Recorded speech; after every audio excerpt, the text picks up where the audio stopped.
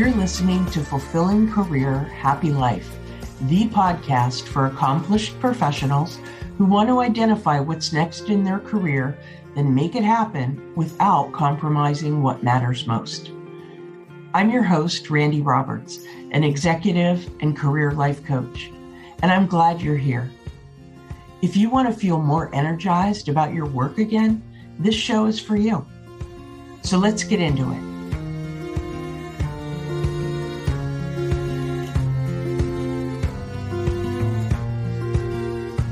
I am more excited that I can tell you about our episode today because my guest is one of my favorite people, Dr. Natasha Kassam Paris.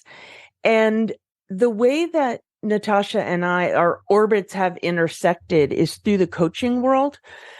She's an executive wellness coach, and she'll tell you more about her background. But we have been in a coaching business group together. And I have learned so much from Natasha about a topic that is so dear to my heart, which is mindset. And when I was thinking about the topics that I wanted to include for the second season of the podcast, I knew mindset had to be part of it because the more I work with it and the more I sit with it, it is everywhere. I see it as the filter through which everything passes, and then the direction we take it is colored by that. And the beauty of it is by understanding it and embracing where we are with it, we can influence it and we can use it to create the direction and the outcomes that we want. So you can tell how excited I am to have Natasha with us today. Natasha, would you please tell a little bit about that's sort of the place you hold in my heart, but maybe talk a little bit about your background and then we can dive into our conversation. Absolutely. Well, thank you so much for having me here. And mentioned it before, but I just feel so grateful to see my friend today, to have a great conversation about one of our favorite topics. So a little bit about my background. So I'm a naturopathic doctor and a hypnotherapist and an executive wellness coach. And I've been a practicing physician since 2007. So it's been, 15 years. And the journey of healthcare has taken me in all sorts of directions, but currently I use my holistic trauma-informed clinical background, my rich cultural heritage, and then my lived experiences to help people untether from self-sacrifice, from generational cycles of harm, and from scarcity. And my mission is really to help conscious change makers centralize their joy, their heart-led values, and their thriving, and then unite them with other purpose-led leaders so we can uplift the entire collective together. And I'm really about disrupting wellness. And to do that, I feel I desire to disrupt the way in which we do business, the way we approach entrepreneurship, and to bring the centralization of wellness into that conversation. And mindset is a huge factor. It's not the only piece, but it's certainly a very vital piece in creating shifts and change with regard to business and wellness. Yeah. Thank you. What you're saying makes so much sense to me. And it's really core to discussions that I have with a lot of my clients and the writing that I do and things like that about balance. And, the name of our podcast, Fulfilling Career, Happy Life. It's not about one or the other. It's about both. And you've just described that in the introduction and how mindset can unite them. To me, it's not work-life balance. It's just balance because it's our life. And okay. I need to calm down. I'm so excited. So my first question, Natasha, is about how mindset gets in our way based on what you see. Yeah. Well, with your permission, I just want to share a little bit about what we're saying when we're saying mindset, right? So mindset is really about the habits of of mind that are shaped by our previous experiences, right? So our brains are part of us, part of our body, the wholeness of who we are, and they are shaped, like we shape our brains with our experience, with our relationships, and it's a feedback loop. And I think that that's important before we get into like, how does it get in our way? Because I think that we first want to understand that it's experience and a learning dependent feedback system. And that it really then influences how we interpret a situation, and then also how we respond to situations in front of us and interpret that information. So how does it get in our way? Well, it can be something that helps us to spot opportunities, but it can also be something where our mindset can lead us to feeling confined or trapped into self-defeating cycles, right? So we are that quote of "we are what we repeatedly do," right?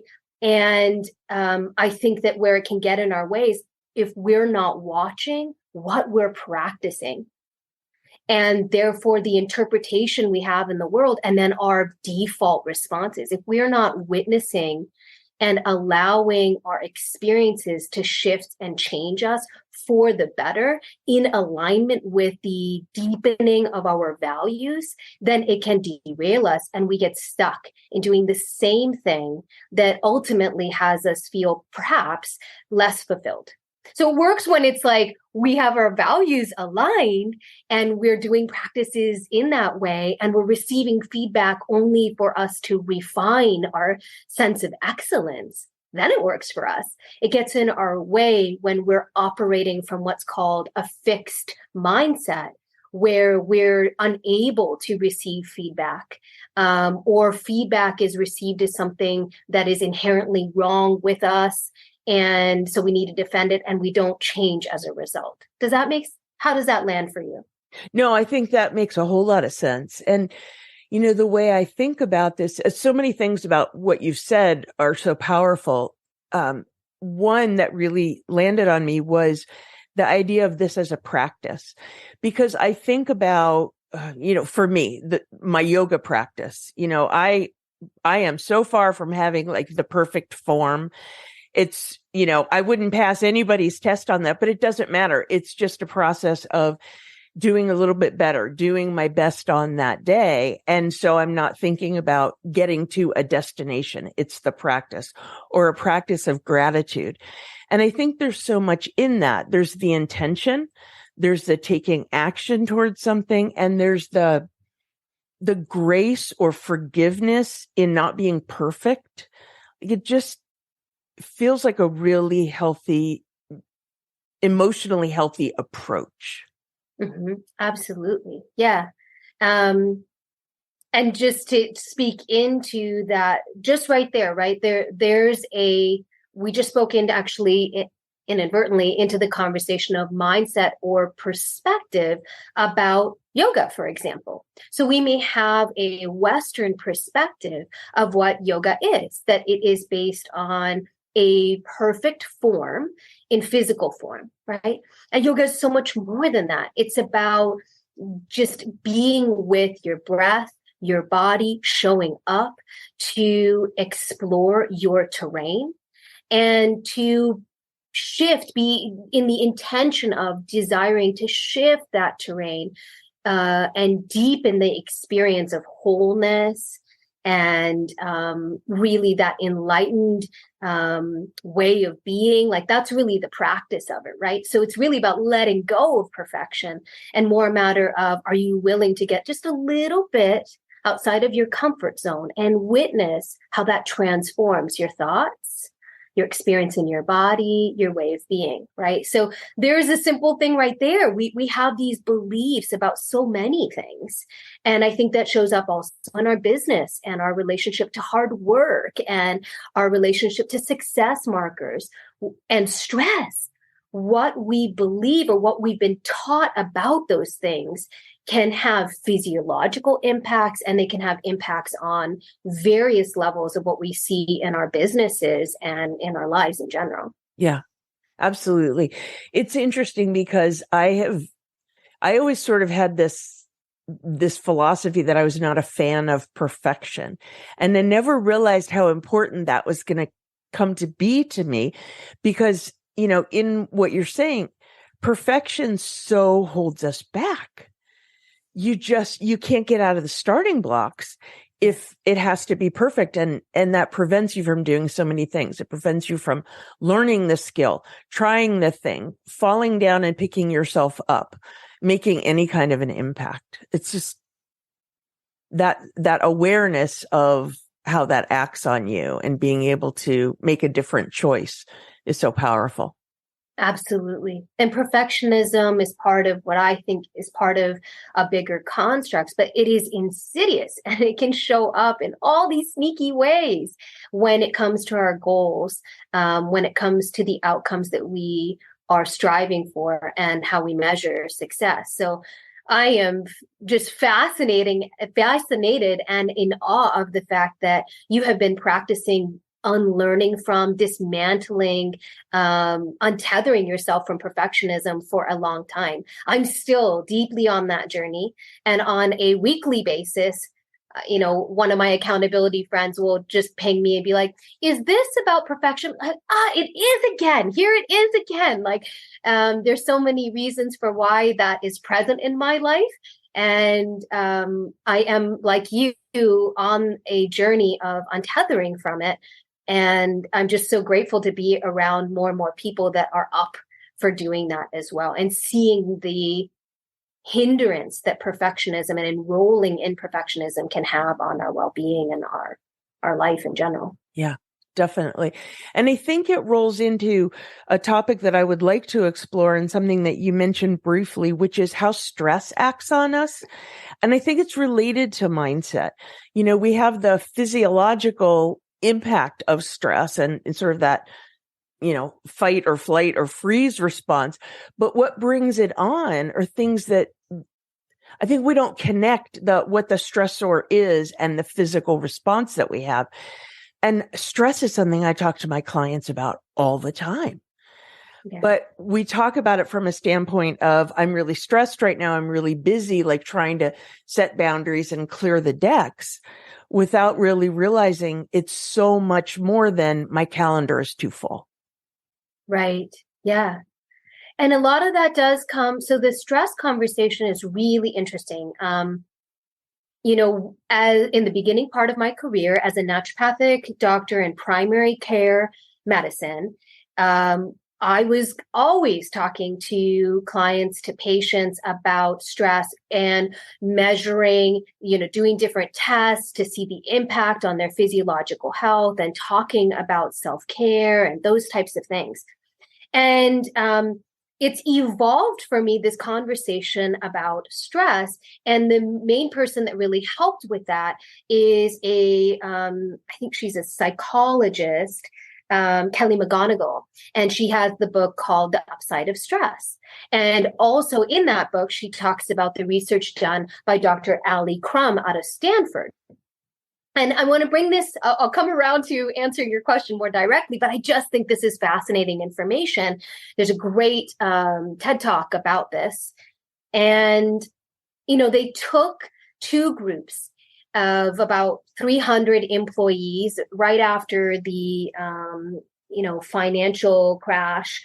And they separated them into two groups. And in one group, they discussed how stress impacted the physiological system in a way that caused negative impact. All right. And how it was like a real hindrance on their well-being. The other group was given a different presentation. And it talked about adrenaline, but it talked about how stress can actually be a pressure that fuels peak performance. How stress can be an opportunity for us to lean into our community, into our network, and come together to create solutions.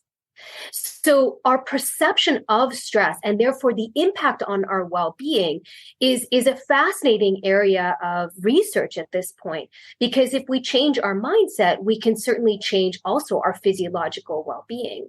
So yes, stress does impact cortisol. Yes, stress does impact our overall well-being, but our perception of stress And what is a stressor in our life really shifts things, right?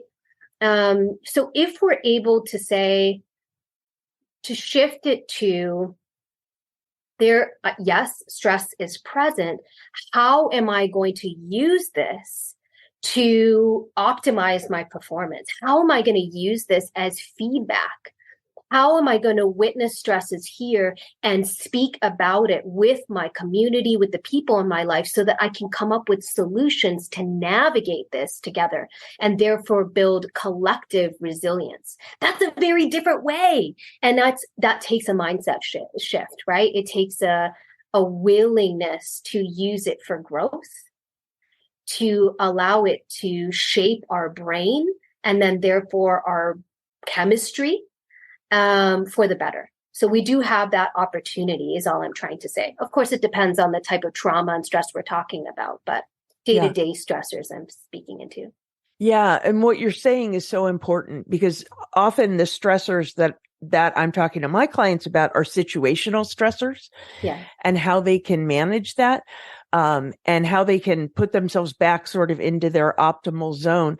But we have that conversation often about whatever transformations they're trying to make in themselves or with their leadership skills or that, and recognizing the things that have made them successful and who they are, and just moderating it rather than walking away from it, because it really is an attribute that fuels them. So I love what you're saying.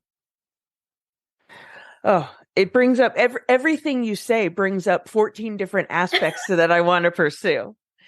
But what I'd like to do, if we can, is get somewhat practical, because I think it would be really helpful for our listeners to think about some things they can do to put themselves in the mindset that sends them off in the right direction, if you will.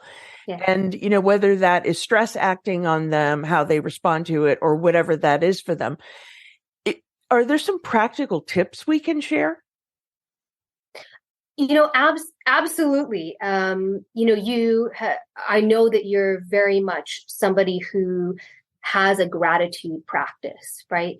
And I think that's one of the most valuable practices to have in our lives and to be committed to show up consistently for. And part of that is because, we are wired to have the information from a negative experience influence us and really have an emotional, strong response more than we're going to register positive feedback or praise or an experience of joy. So knowing that we have a tendency to remember, to ruminate, to hold on to negative feedback and negative experiences more than positive means that we do want to take that extra time to really involve ourselves in a practice of gratitude, to train our body and our brains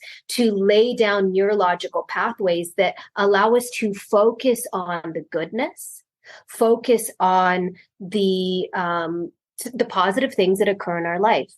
I mentioned earlier when we were checking in with each other about how life in the last couple of years for me has brought forward a lot of situations and circumstances that have brought up grief. We've had a lot of loss. And so in those moments, it is easier, expending less physiological energy because you're exhausted when you're bombarded by so many circumstances of loss and grief and death and all those things. It's easier for us to focus on that and fall into that mindset and just see that in our world everywhere. Okay. It takes effort to practice a gratitude practice, but the benefits are tremendous because it creates such resiliency. And I believe that a return to reverence is transformative. When we can relate to life and everyone in it with reverence, with respect, with a sense of cherishing, where every moment, whether it's a bite of food or a sip of clean, clear, crisp water, or a conversation with somebody where you were able to vulnerably be yourself, those are moments of gratitude. And so even though that day, perhaps you're processing the passing away of somebody you loved, or an outcome that just did not go at all how you desired it to be, or a conversation with an employee just really fell apart, and you're just in the shame and the pain and the fear and the sadness of it all, when we can still come back to a gratitude practice and say, I am grateful I can feel today. I am grateful I have a voice to speak about what's upsetting me today. That in and of itself is still so beneficial. When we can cherish the small things, it has a tremendous impact on our physiological well-being, on our resiliency moving forward, and our ability to transform these challenges into learning experiences and to being able to see the goodness moving forward. Yeah. Yes, to everything you said. And it's, you and I have talked a bit about this, and you mentioned that I do have a gratitude practice, and the way I came to that was painfully, in a way, because, for me, it was early in one of the most powerful shared experiences we've all had in the last few years, which is the pandemic. And early on, it was shock and it was life-changing. And I was feeling, so this is my heritage because my response goes to guilt.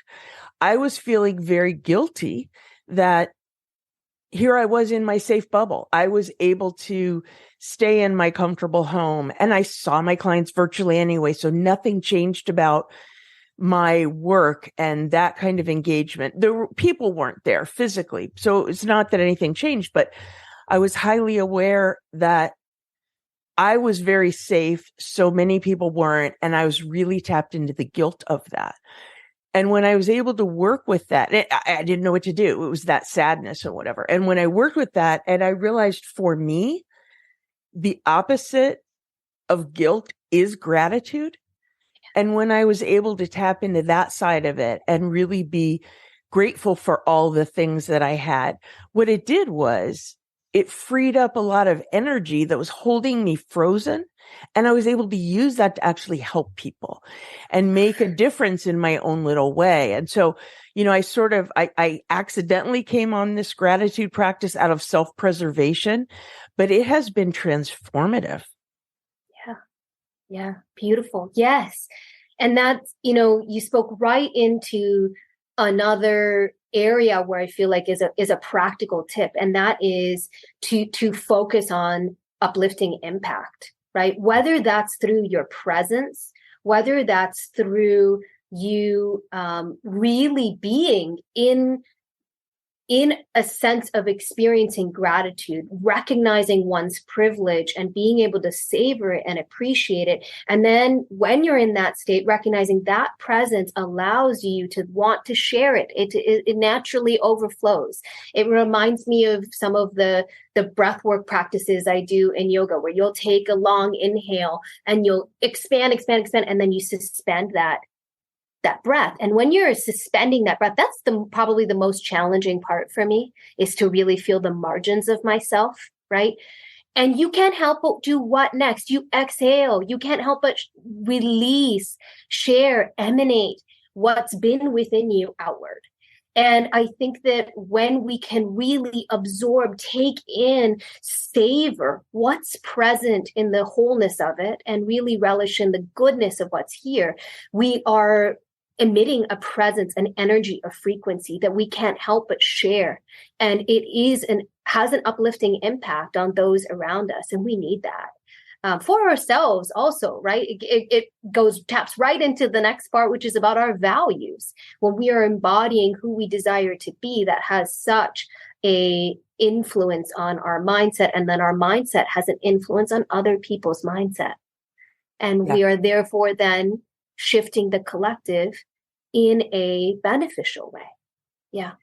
Yeah, absolutely. It occurs to me, Natasha, that one of the things that when I discuss these things with my clients, some of these issues can feel like, I'll call them soft skills or the nice to haves, where some of the things we talk about are harder or more tangible, I guess, I have a job, I have to deliver, I have to lead my team, I have to do these things. Mm-hmm. But these things we're discussing aren't nice to haves and soft skills. They are things that fuel success in other areas. Mm-hmm. Absolutely. There's a great book, Neuroscience for Leadership, and it bridges neuroscience with business leadership and talks about how the brain functions and, neurochemistry, neurobiology, hormones, and then it relates the body system to what's happening in an organization. And it also talks about leadership.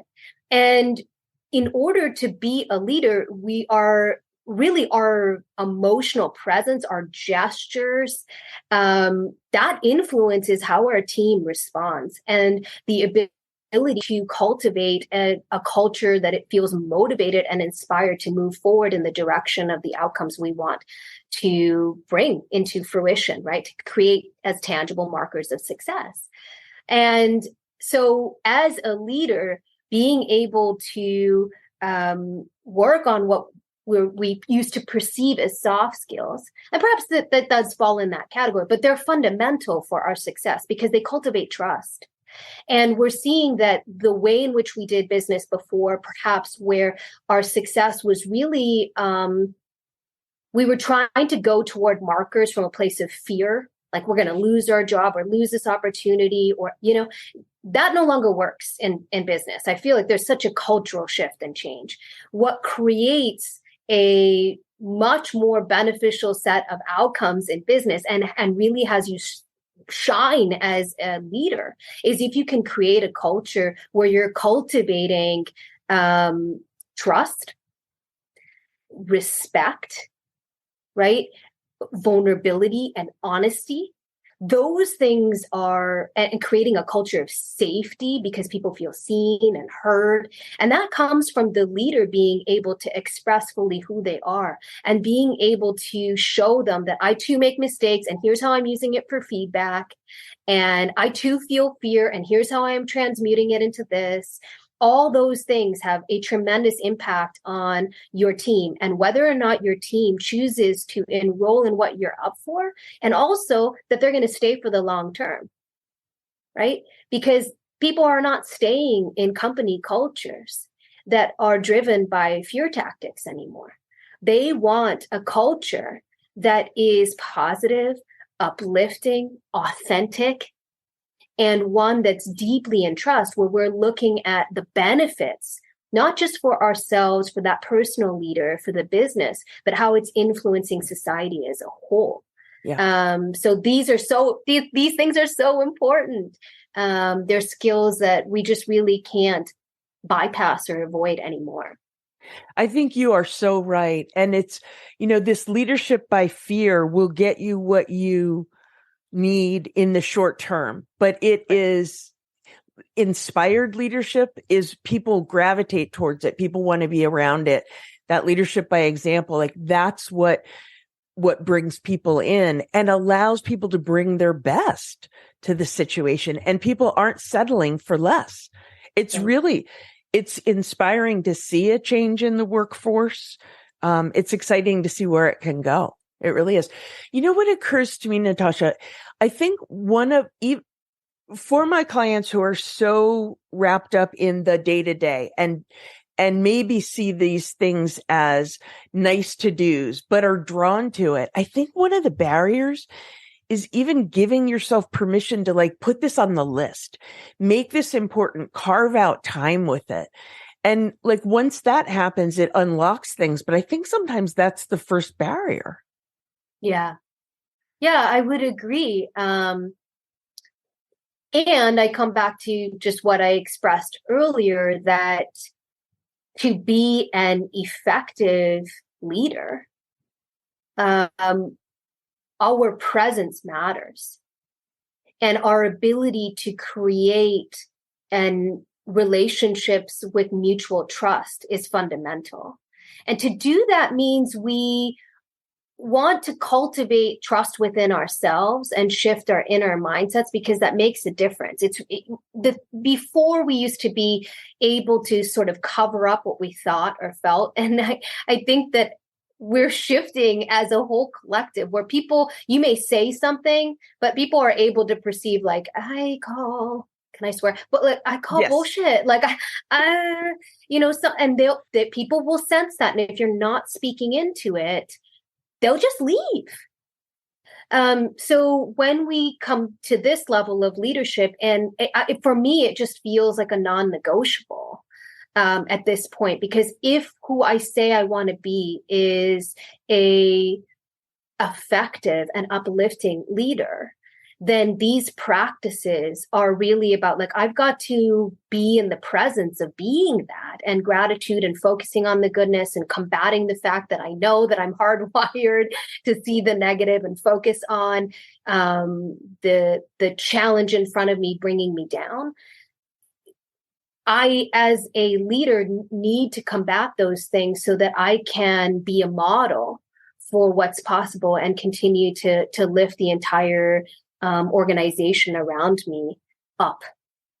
So there's that, I think. And then, really, I feel like I'm coming back to that book, the Neuroscience for Leadership, because they really talk about how, as a leader, if we're not working on our neurobiology, if we're not working on our physiological health, if we're not really centralizing our wellness, I'm paraphrasing here, it definitely has an impact on our ability to create a trustworthy and strong company culture, and really impacts people perceiving us as an effective leader, right? So it's just part of like, we do certain things for our business.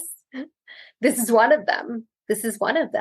And I think that, and of course I have a bias, right? I'm a holistic provider who has somehow come toward more and more toward the business realm, because I recognize that I could work with my client and I could do all these things in a silo to support their well-being, to shift their diet, or to get them to feel motivated to do movement or breath work or whatever else. And they could feel good when we were together. But if they were in a company culture that just was so just decentralized wellness, none of it holds. And that's what had me go toward more and more toward leadership, because if I can support leaders to understand that centralizing wellness is fundamental, not just for the wellness of the business in the long term, it's fundamental for the entire collective and culture to shift, where we don't have to sacrifice ourselves and our well-being anymore in order to create successful markers. In fact, our success will withstand great challenge and adversity because we have such resiliency that we've cultivated within the culture. Does that make sense? It makes a huge amount of sense. And it goes directly to the question of, how do people give themselves permission to even make the time and space for this? And I think, you've made such a compelling case of why it's good for business, why it's good for culture, why it's good for leaders in general. And it's, it's kind of the ripples that we put in the pond, if you will. And that I call it corporate karma. And like the way you lead and the energy that you put out there and the way you help bring others up just goes around. It comes back to us, but it goes other places too. Yeah. I don't think that it has to be complicated. And I use a lot of humor in the work that I do. But I mean, so before I say that, it can be as simple as a declaration, right? A declaration to wake up that morning, and the first thing that you are able to acknowledge is, wow, I have another opportunity to be alive, to gain fresh perspectives for the opportunities and for the challenges that I'm going to be gifted by living this day.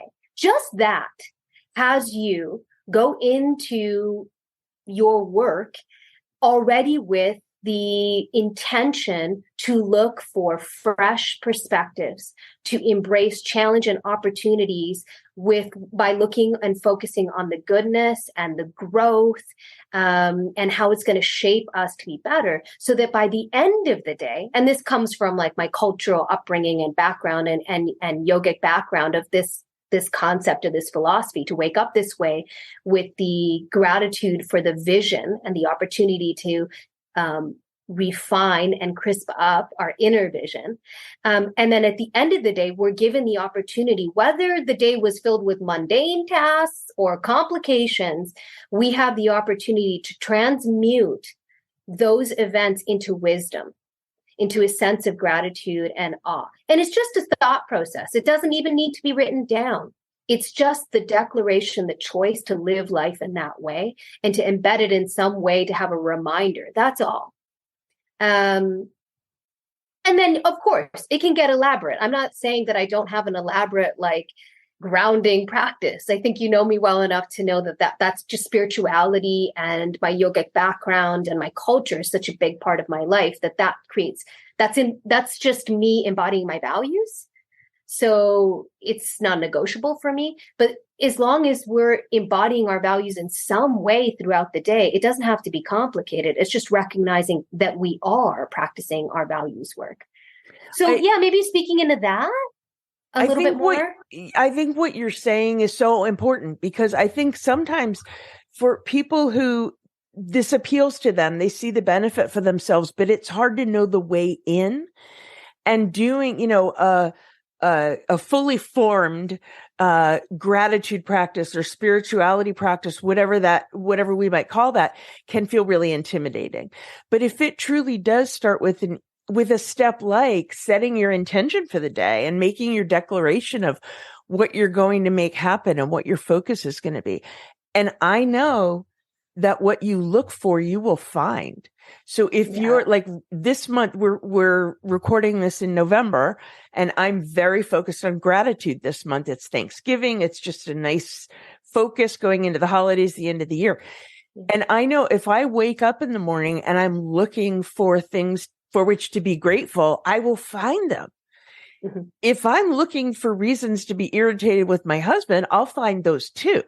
Mm-hmm. So I know what my choice can be and how that's going to set my day off. So I love that very simple way to weigh in, if you will. Mm-hmm. I think that can be really, really helpful for people to whom this is attractive. Mm-hmm. Oh, we could go on all day. I'm tempted, but I'm committed to keeping the podcast digestible in length.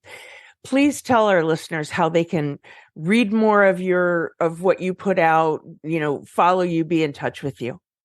Oh, sure. Thank you.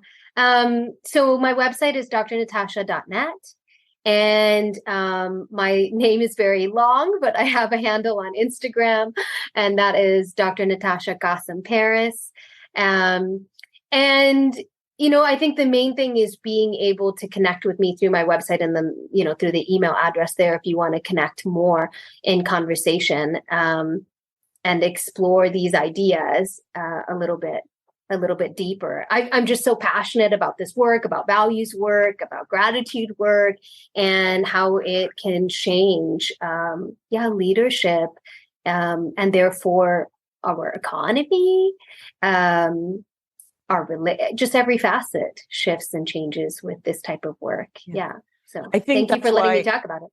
I think that's why I get so excited when we talk, because between my business background and schooling, but also the way I describe myself as a hippie with an Ivy League education, like your practices and your approach embodies that. Like I can indulge the more holistic side of me and apply that to business and helping people be successful. And I think that's why what you do, resonates so strongly for me. So I'm so grateful that you were here. I'll make sure all of your website and your Instagram handle and things are included in the show notes so that folks can find you. So again, thank you so much, my friend, for joining us. This conversation has been so inspiring, and I'm grateful for the time. Oh, thank you. Feeling is mutual. So grateful. Yeah.